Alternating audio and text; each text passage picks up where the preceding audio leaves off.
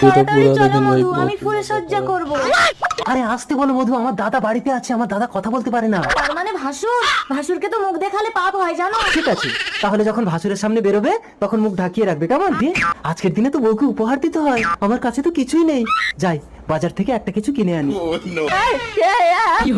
দাদা আমি বিয়ে করেছি, ভেতরে তোর বৌমা আছে।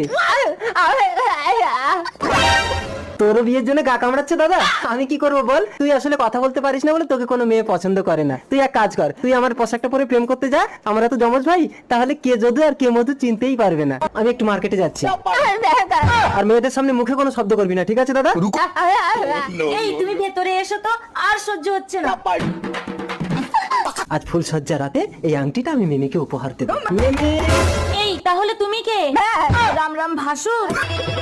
ভাসুরকে মুখ দেখালে পাপ হয় তুমি জানো না? তা আমি কি ভাসুরকে মুখ দেখিয়েছি নাকি? তাহলে কি দেখিয়েছো?